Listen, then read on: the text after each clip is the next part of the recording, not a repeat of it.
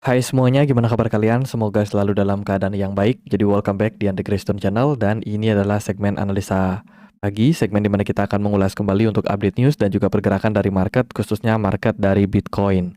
Banyak banget teman-teman yang menanyakan, beli ini masih bisa turun atau enggak? Sudah boleh masuk atau enggak? Kita apakah sudah mulai bear market? Jadi pertanyaan-pertanyaan tersebut berulang terus ya. Jadi semoga dengan pembahasan video kali ini bisa bermanfaat buat teman-teman dan teman-teman mendapatkan jawaban dari pertanyaan kalian gitu. Seperti biasa teman-teman, kita selalu mengawali pembahasan dari kondisi makroekonominya. Kita akan sampaikan news apa yang ada agar teman-teman tahu alasan dibalik penurunan Bitcoin. Seperti itu. Jadi untuk perdagangan hari ini kita nggak terlalu ada sentimen makro ya, biasa-biasa aja karena kita berada di weekend tanggal 22 November ya, hari Sabtu, tidak ada news yang sangat signifikan. Sementara kalau kemarin kita dapat beberapa data, contohnya data CPI inflation, kemudian ekspor Jepang, lalu ada retail sales, dan juga Eurozone Services PMI sama Manufacturing PMI dari Amerika Serikat. Gitu. Kemarin juga ada data Michigan One Year Inflation Expectation, di mana secara one year ekspektasinya adalah inflasi turun. Tapi ini dari hasil research University of Michigan. Ya, kita akan nanti lihat seperti apa updatean pentingnya dari tentu saja data CPI, PPI, sama juga PCE inflation yang akan kita temukan dalam beberapa minggu ke depan. Gitu. Kayaknya sih PCE akan rilis di akhir bulan nanti. Ya, jadi kita akan tunggu seperti apa data inflasinya. Sementara faktor utama yang menyebabkan kenapa market mengalami penurunan, ya, itu impact daripada ini data Fed rate interest rate decision kemarin. Ya, kemarin data menunjukkan bahwasanya kemungkinan the Fed untuk melakukan rate cut itu hanya 30%-an kalau nggak salah ya kemarin. Nah, sekarang datanya udah berubah lagi guys. Ya, sekarang probability the Fed rate cut di Desember nanti itu adalah 67,8%. Bayangin, hanya dalam beberapa jam saja data itu bisa berubah dengan sangat signifikan. Ya, ini menurutku penuh dengan apa ya? Penuh dengan perubahan dinamis ya yang cepat banget dalam beberapa waktu saja. Nanti kita akan lihat seperti apa probability-nya. Tapi gini, overall dari sentimen yang paling mempengaruhi ini sudah dirangkum oleh Kyung-Ju. Dia adalah CEO sekaligus founder dari CryptoQuant, salah satu platform analitik di industri kripto yang sampai sejauh ini membantu banget ya untuk kita melihat gimana probability pergerakan market dari sudut pandang on-chain-nya. Gitu. Nah, di sini aku coba bacakan apa isi tweetannya ya. Pasar terlihat lebih bearish dari yang dia perkirakan. Jika ini terus berlanjut, Bitcoin kemungkinan tidak akan mengalami pemulihan yang kuat selama 3-6 bulan ke depan. Rally bullish yang sesungguhnya akan dimulai setelah likuiditas kembali tahun depan. Artinya di sini dia menyatakan bahwa ada likuiditas yang sulit sekarang ini. Maksudnya gini, kripto dianggap sebagai high risk asset ya. Dimana kalau yang namanya high risk asset itu dibilang menjadi prioritas terakhir ya sebagai aset-aset yang diinvest di saat kondisi penuh dengan ketidakpastian seperti sekarang ini. That's why kemarin sejak bulan Oktober itu Bitcoin sudah mulai menunjukkan gerak-gerik penurunan dan koreksi sampai akhirnya kemarin di November pertengahan ya itu baru kita menemukan sinyal bahwa Bitcoin start to bear market. Itu. Jadi buat teman-teman yang menanyakan apakah Bitcoin sudah dalam bear market, menurut saya pribadi, yes. Dengan pertimbangan Bitcoin memang sudah close di bawah dari exponential moving average 50 yang kita sudah bahas seminggu lalu. Itu jawaban saya. Ya, dan untuk data lebih lanjutnya, dia melihat bahwa saat ini memang aktivitas jual pada on-chain itu masih relatif tinggi. Dan apa yang dilakukan oleh market saat ini itu lebih berfokus kepada aset-aset yang memiliki risiko rendah. Gitu. Oke, kita lihat lagi dari berita yang lain ya. Ini berita dari Arkham. Sekarang Circle ada di minting baru di jaringan Solana. Ini berarti peningkatan liquidity baru yang mungkin bisa berdampak secara jangka pendek untuk proses recovery, di mana Bitcoin sore hari kemarin itu sudah sampai turun ke level 81 ya, kalau nggak salah 81.000 lah gitu. Nah, penurunan Bitcoin kali ini tetap diwarnai oleh outflow yang sangat signifikan dari Bitcoin Spot ETF, guys.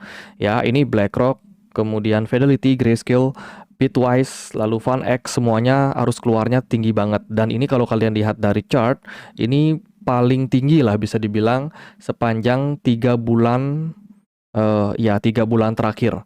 Ini yang paling besar outflow-nya, menunjukkan memang tekanan jual memang sekuat itu terutama kemarin. Ethereum juga sama, 261 juta US dollar arus keluarnya.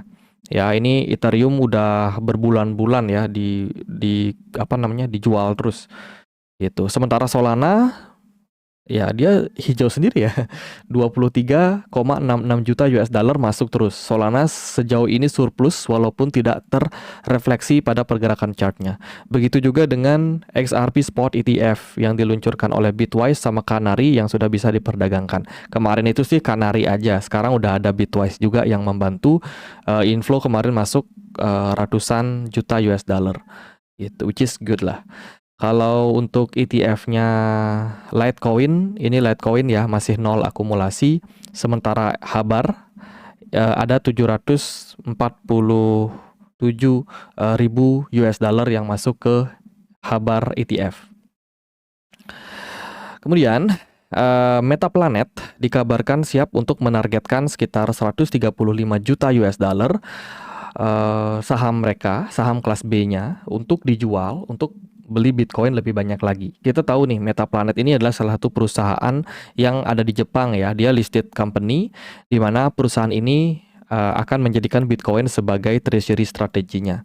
Jadi dalam perjalanannya Metaplanet memang sudah melakukan akuisisi pada Bitcoin udah dari kapan hari ya, dan sekarang mereka berencana untuk menjual kembali saham kelas B-nya. Mungkin saham Warren maksudnya, itu untuk dibelikan yang namanya Bitcoin ke depannya. Tapi ini baru mereka menargetkan, mereka belum melakukan aktivitas pembelian sama sekali. Sementara itu, perdagangan kemarin kita dapat berita bagus di mana MicroStrategy kembali membeli Bitcoin. Oke, strategi beli sekitar berapa nih? 54,52 miliar US dollar. Ya, dia beli. MicroStrategy masih punya, artinya akumulasi Bitcoin dengan total value sekitar 54,52 miliar US dollar ya. Dia beli dapat average harga di sini 47,433 US dollar. Ya, jadi 47 ribuan average harganya. Sementara Bitmain ini adalah perusahaan yang berfokus pada mining Bitcoin. Dan juga sekarang dia udah beralih ke staking Ethereum ya. Dia punya ya Ethereum itu di average price sekitar 4 ribuan. Sementara ada banyak perusahaan juga yang sekarang sudah mengakuisisi Solana sebagai cadangan reserve mereka. Salah satunya adalah Forward Industry. Dia sudah punya Solana dan beli di kisaran harga sekitar 232. Berarti ini nyangkut ya. Nyangkutnya parah banget. Dia udah minus sekitar 44,85% sejauh ini. Wow, itu dia beberapa hedge fund besar atau mungkin company-company besar yang memang sudah menjadikan aset kripto sebagai reserve mereka. So far nggak semuanya untung guys. Kalian bisa lihat Bitmain dan sama Forward Industry mengalami kerugian ya. Dan kita akan lihat nanti seberapa kuat mereka hold dengan kondisi market yang down seperti saat ini. Kemudian Michael Saylor, ini foundernya Strategy, dia kemarin mendapatkan surat ya bahwa sahamnya MicroStrategy itu bakal keluar dari indeks MSCI ya, yang mana ini adalah indeks saham-saham paling liquid bisa dibilang kayak gitu ya. Di mana perusahaannya ini keluar. Kenapa? Karena belakangan ini saham-saham MicroStrategy itu udah turun sangat parah. Gitu. Jadi secara performance sangat-sangat lemah bisa dibilang, turunnya hampir 50% lebih ya teman-teman, dan ya dikeluarkan. Tapi responnya Michael Saylor ya biasa aja ya, karena dia mengatakan bahwa ini perusahaan bukan perusahaan yang sifatnya fund, kemudian bukan juga trust, dan juga bukan holding company. Dia adalah perusahaan software yang kebetulan menjadikan Bitcoin sebagai produk capitalnya gitu. Jadi responnya biasa aja sebenarnya. Nah, ini aku mau ajak teman-teman buat melihat aktivitas Bitmain ya. Bitmain ini yang kita bilang tadi, yang loss tadi ya. Aktivitas on-chain-nya kalau kalian lihat ini masih akumulasi ya, teman-teman. Ini ada transfer wallet 4 hari yang lalu ya, Bitmain. Kemudian di Falcon X juga baru aja melakukan pembelian ya. Bitmain beli lagi sekitar 6.400 Bitcoin gitu. Terus kalau kita lihat, bukan Bitcoin, Ethereum maksudnya. Kalau kita lihat dari token balance, ini adalah token balance jumlah koin Ethereum yang dimiliki oleh Bitmain sejauh ini memang masih dalam kondisi top, belum ada yang dijual sama sekali gitu. Tapi secara valuasi jelas turun ya. Kemudian, belakangan market lumayan mendapatkan likuidasi yang signifikan. Ada 1,81 miliar US dollar terlikuidasi di perdagangan kemarin. Ini salah satu yang memang lumayan tinggi ya, dari long position dihabisin semuanya. 1,57 miliar US dollar terlikuidasi dari long position di perdagangan kemarin. Ini tadi Bitwise ya, Bitwise XRP ETF sudah listing, jadi kita nggak akan bahas. Ada perusahaan mining teman-teman yang namanya Bitmain. Bitmain ya. Ini Bitmain, beda ya. Bitmain sama Bitmain. Bitmain ini adalah perusahaan penyedia Bitcoin mining hardware ya, yang berfokus pada ya jualan alat mining kayak gitu. Nah, baru aja dia mendapatkan investigasi dari US Security ya. Ini kayaknya terkena kayak kasus gitu, penyeludupan, mungkin dianggap barang ilegal atau apa. Tapi yang pasti Bitmain ini dia bermarkas di China, guys. Ini adalah perusahaan yang kantornya itu di China, tapi diawasi langsung sama polisi Amerika. Cukup menarik ya. Kemudian datang juga berita dari Robert Kiyosaki. Ya, Robert Kiyosaki mengatakan ya, I sold sekitar 2,25 million atau juta ya dolar Bitcoin di harga 90.000. Berarti si Robert Kiyosaki ini sudah jual Bitcoinnya. Itu dia sudah beli Bitcoin itu dari harga 6.000. Jadi sekarang dia jual gitu, dan dia udah untung. Ya, kabarnya dia mau invest di perusahaan Billboard Business ya. Kedepannya dia akan invest di Billboard Business itu di bulan Februari 2026 gitu, dan juga beberapa lagi dia masih punya cash flow. I don't know, mungkin dia nanti akan kembali akumulasi Bitcoin, tapi yang pasti di sini dia ya mengatakan dia masih optimis sama Bitcoin walaupun kenyataannya dia sudah jual gitu, si ini Robert Kiyosaki ya. Oke, lalu gimana nih Bitcoin? Oke, kita cepat aja teman-teman, karena kemarin kita juga sudah bikin live kan. Jadi teman-teman overall sudah pada tahu outlook Bitcoin seperti apa. Tapi di sini aku mau coba kasih gambaran ke teman-teman. Moga-moga sih nggak jauh beda dengan isi live kemarin ya. Karena lumayan masih relevan seperti itu. Well, ini Bitcoin di time frame weekly. Kalau kalian perhatikan, Bitcoin sekarang ongoing untuk koreksi. Bitcoin sudah dalam bear marketnya, di mana kita expect penurunan Bitcoin ini bisa menuju level wave C di bawah, gitu. Kemarin kita sempat pakai indikator EMA 100, ya karena EMA 50 kan sudah dijebol nih guys. Ini saya izin buat aktifin lagi indikatornya ya.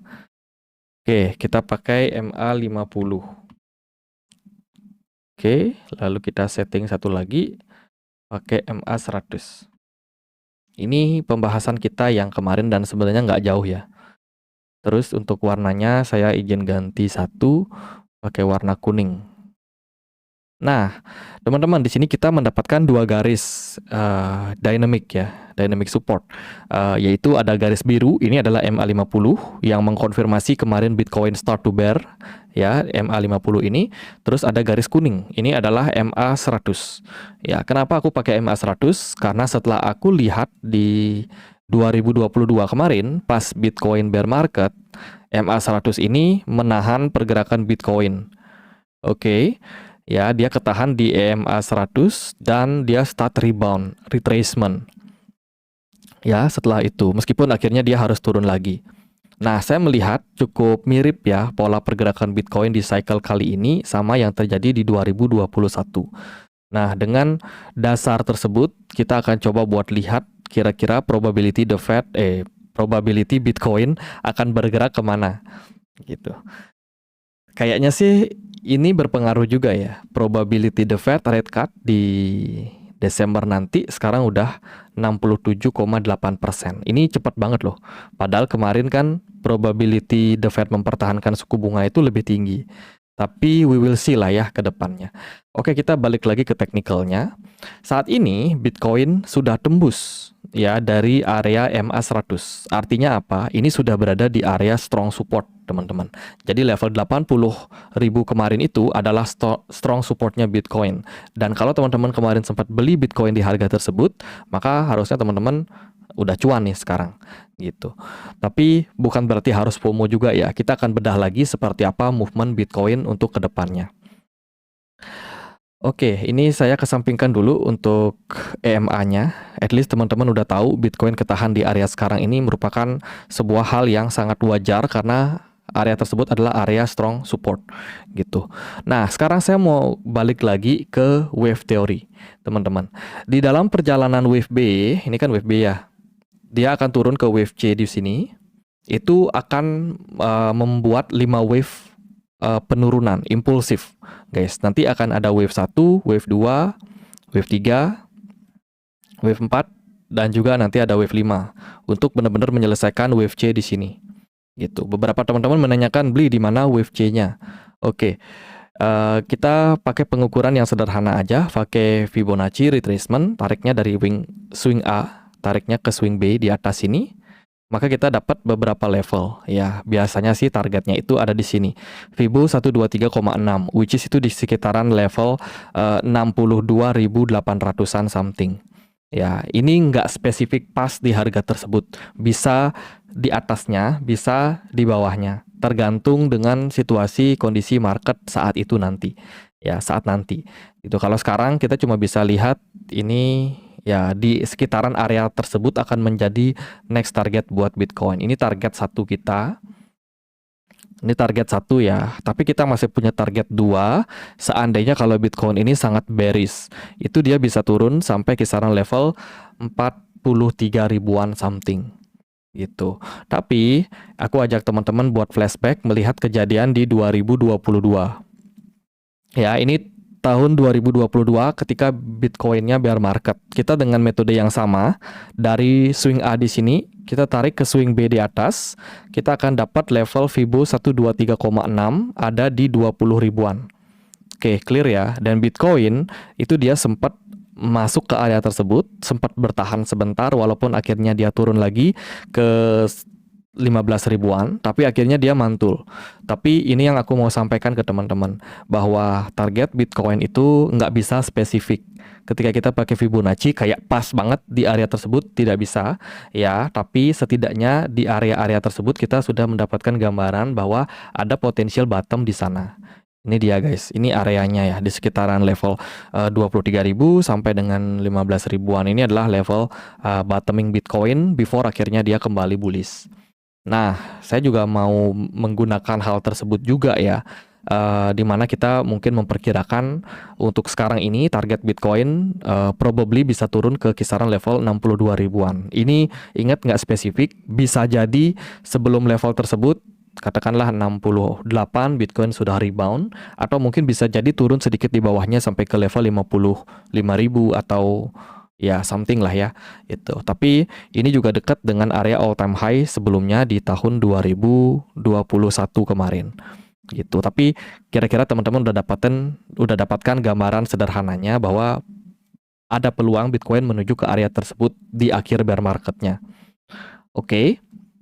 Now, kemana pergerakan Bitcoin jangka pendek? Nah, seperti yang kita sudah sampaikan di awal tadi, yang namanya fase penurunan selalu ada fase retrace. Ini yang banyak teman-teman salah artikan, karena saya cek kemarin di kolom komen, itu banyak yang mengatakan market lagi turun kok berharap naik. Bukan berharap impulsif bullish ya. I mean bukan seperti ini guys. Jadi naik yang kita maksud itu adalah yang kita sebut sebagai retracement, atau dia naik sesaat ya sampai di some level mungkin di pertengahan antara fase bearish ini untuk dia turun lagi. Ini yang kita sebut sebagai kenaikan retracement ya. Itu ya yang kita sedang nantikan saat ini, dan so far kita udah melihat Bitcoin ada di strong supportnya kemarin. Moga-moga ini indikasi Bitcoin akan ready untuk naik ke wave 2. Karena banyak teman-teman yang curhat juga sama kita, beli gimana nih, bisa nggak kita close, bisa nggak kita keluar dengan kondisi nggak rugi-rugi amat. Ya saya bilang tunggu dia retrace ke wave 2 di atas. Nanti kalau udah masuk ke area-area tersebut, teman-teman mau TP, mau keluar dari market, silakan. Ini berlaku buat Bitcoin ataupun altcoin. Walaupun mungkin altcoin udah banyak yang cukup hancur secara harga gitu. Tapi di sini tujuannya saya mencarikan solusi buat teman-teman ya gitu. Jadi saya pikir Bitcoin bakalan ada proses buat retracement nanti ke wave 2 before nanti mungkin dia akan turun lagi, ya mencari area level bottoming. Ingat, kita nggak berbicara tentang Bitcoin akan berbalik bullish, tapi kita hanya berbicara Bitcoin akan retracement, mencari next target yang mungkin akan ideal. Nah, kita balik lagi teman-teman, lalu di mana potensial wave 1? Kalau saya melihat ya kemarin ini saya sedikit update ya. Kemarin kita ada sedikit kekeliruan dalam hal mempredik yang namanya wave 4. Oke, di sini saya bedah lagi yang mana kesalahannya dan di mana kalian bisa belajar. Oke, ini adalah pergerakan Bitcoin wave 1 minor. Ini adalah wave 2-nya. Kemudian di sini dia ada koreksi masif kan. Ini probably ada wave 3, terus dia mungkin akan ada Ini mungkin ada wave 3 di sini. Ini wave 4 dan dia impulsif banget wave 5-nya guys. Ya, seperti ini. Wave 5-nya ini bener-bener ngeri ya. Kemarin waktu dia dip di kisaran level 81. Nah, setelah ini selesai, ya secara wajar Bitcoin memang harus ada rebound dulu ya ke wave yang lebih besar. Ya guys, dia harus ada rebound dulu ke sini. Ya. Nah, sekarang kita coba untuk mencari level wave 2-nya itu kira-kira ada di area mana. Kita pakai Fibonacci retracement sekali lagi, tariknya itu dari swing atas di sini ke bawah sini guys. Oke, kita akan dapat beberapa level krusial Fibonacci yang penting buat kita perhatikan itu ada di sekitaran ini. Ya, Fibo 50 yaitu di kisaran level 103 sama di 108.900-an something.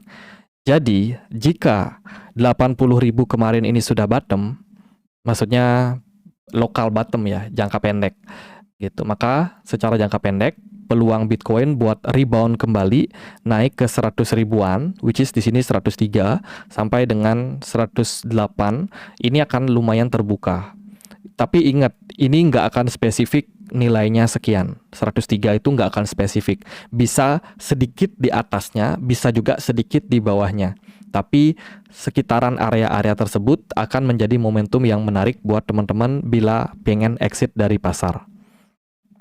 Tapi beli mungkin nggak Bitcoin bisa naik? Kan ini tekanan jualnya sangat tinggi. Kalau menurut saya sih sangat mungkin. Apalagi kalau kita lihat dari kondisi Fear and Greed Index. Fear and Greed Index ini sudah dalam kondisi extreme fear kurang lebihnya itu 10 hari beruntun. Ya, kemarin ada di poin 14, sebelumnya di poin 11, sempat ke 16 dan juga 25, tapi kemarin itu masih dalam kondisi yang sangat extreme fear. Gitu. Jadi di saat-saat market pesimis seperti ini biasanya memang ada proses recovery yang bisa aja membuat pergerakan Bitcoin ini mengalami retracement. Tapi gini, walaupun Bitcoin berpotensi naik, percayalah, kenaikan dari wave 1 ke wave 2 ini nggak akan semudah itu. Maksudnya yang namanya siklus retracement itu bisa dibilang secara structure itu sangat sulit guys. Ini kita pakai contohnya di 2022 lagi ya. Saya coba bersihkan dulu sedikit chartnya biar nggak terlalu rame karena kemarin kita ada analisa juga dan coret-coret dikit ya. Well, ini dia guys. Ini adalah siklus retracement Bitcoin ya. Ini dia wave 1 di sini. Di sini adalah wave 2-nya. Coba kalian lihat bagaimana Bitcoin dari wave 1 ke wave 2. Secara pergerakan dia sangat volatil. Ya, sangat volatil. Pump and dump-nya sangat-sangat tinggi. Ini kita lihat Bitcoin di time frame daily-nya ya. Gitu. Nah, ini dia yang akan kita dapetin di dalam pergerakan selanjutnya. Jadi bukan pergerakan yang mulus untuk Bitcoin naik. Oke, tapi ada kayak ya bisa dibilang mungkin agak-agak sideways ya. Agak-agak sideways naik dan turun. Tapi ya at least gambarannya mungkin akan seperti itu, kurang lebihnya. Di sini saya mau menyampaikan seperti itu supaya teman-teman juga tahu dari awal, karena saya percaya banyak teman-teman yang bakalan nanti katanya ini Bitcoin naik tapi kok ternyata turun. Nah itu biar nggak ada kata-kata seperti itu ya. Nanti pergerakan Bitcoin dari wave 1 ke wave 2 ini dia nggak akan mulus kayak gini guys ya. Dia nggak akan mulus kayak gitu untuk naik. Bisa jadi dia akan seperti ini, seperti itu ya, bisa jadi juga mungkin seperti ini ya kan, atau bisa juga yang mulus kayak gini gitu. Jadi macam-macam polanya, dan buat pola-pola itu kalian bisa pelajari di Elliott Wave. Ini aku kasih yang gratis-gratisan aja teman-teman, biar teman-teman juga bisa setidaknya punya gambaran tentang gimana pergerakan dari market gitu ya. Tapi kalau misalkan teman-teman tertarik untuk mempelajari wave theory, mungkin kita bikin segmentasi khusus kapan hari ya. Kita akan coba bedah dan juga kita akan coba buat sharing ke teman-teman kira-kira seperti apa Bitcoin dalam outlook Elliott Wave. Nah ini udah selesai loadnya. Kita pakai yang ini guys. Ada beberapa gelombang korektif atau kalau bahasa Inggrisnya itu corrective wave. Ya, nah ini dia. Ada macam-macam corrective wave. Ada yang namanya zigzag, flat, triangle, double tree, triple tree. Ya, zigzag itu yang kayak gini, mulus dia, A, B, dan C. Tapi yang sulit itu yang regular flat, karena dia cenderungnya kayak sideways, atau ada juga expanded flat correction, atau juga ada running flat. Ini yang sulit guys. Gitu. Nah, Bitcoin bakalan membentuk pola apa? Kita nggak ada yang tahu secara pasti. Bisa aja dia zigzag kayak gini. Ini zigzag paling mulus. Biasanya secara pergerakan akan enak buat cari profitnya, karena cenderung kena stop loss itu sangat lemah, dan juga kita bisa predik dengan sangat enak. Tapi kalau nanti pola yang terbentuk itu misalkan expanded flat, nanti dia akan kayak gini kurang lebih guys. Wave A nggak seberapa tinggi, tapi wave B-nya ini agak sedikit dalam di bawah dari wave 0. Ya, ini akan menyebabkan banyak teman-teman yang coba long kena yang namanya stop loss di area-area ini. Tapi nanti wave C-nya dia agak sedikit tinggi. Ini adalah expanded flat correction, atau mungkin ada juga pola yang disebut running flat. Bisa jadi nanti wave C di atas ini nggak tercapai, tapi dia cuma sampai sini aja. Bisa jadi seperti itu. Nah, itu pola-polanya nanti kita akan lihat. Karena kan sekarang kita masih awal nih. Artinya gini, pergerakan Bitcoin ini belum konfirmasi loh selesai wave 1. Ya, ini belum konfirmasi sebelum kita melihat closing daily-nya hari ini. Gitu. Tapi kalau dilihat dari pergerakan harganya sih, ini ada potensial, ini udah mulai price in, udah mulai kayak level-level bottoming untuk dia pelan-pelan recovery. Tapi ini ingat, perlu dikonfirmasi lagi. Konfirmasinya itu nanti ketika si Bitcoin ini benar-benar bisa kembali naik ke area 90 ribuan. Di sana kita baru yakin buyer is back. Tapi kalau masih di bawah level 85 ribu, nah seperti yang di komen-komen tuh banyak banget, Bitcoin akan turun ke 50 ribu, Bitcoin akan ke 10 ribu. Ya itu, ya selama Bitcoin masih di bawah 90 ribu ini, masih akan banyak FUD, masih akan banyak news dan juga sentimen negatif untuk marketnya. Tapi market akan tetap bergerak. Ya, kalau misalkan ini benar confirm wave 1, maka kita expect dia akan ada rebound dulu mencari wave 2 seperti yang kita sudah sampaikan di awal video.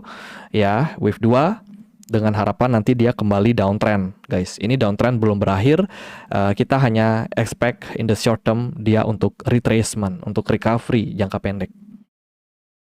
Oke, itu tadi teman-teman. Semoga bisa bermanfaat ya buat video kali ini. Dan ya tentu saja video kali ini rekaman ulangnya teman-teman nanti bisa tonton di YouTube channel aku di Andre Greystone Channel. So teman-teman jangan lupa buat subscribe. Oke, Andre Greystone Channel, jangan lupa loncengnya diaktifkan karena kita ada update 2 kali sehari guys. Paginya kita akan kasih video ke teman-teman tentang news, sentimen, dan juga pergerakan dari pasar ya. Nanti sore hari atau malam itu kita akan bikin live juga membahas tentang outlook market. Jadi kita hadir 2 kali sehari buat teman-teman buat mengupdate kondisi dan situasi dari market. Itu. Teman-teman yang takut ketinggalan, kalian bisa follow atau subscribe channel YouTube ini. Oke, gitu aja untuk update kali ini, teman-teman. Yang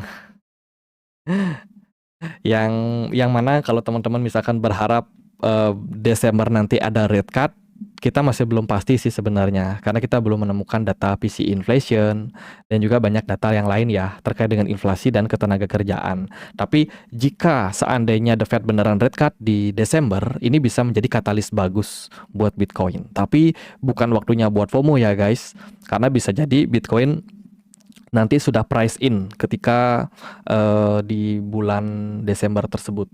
Maksudnya Bitcoin bisa aja dia sudah berada di level atas ya ketika nanti rilis data suku bunga gitu. Takutnya dia udah price in dan akhirnya ada sell the news gitu. Jadi itu yang kita coba buat perhatikan ke depannya.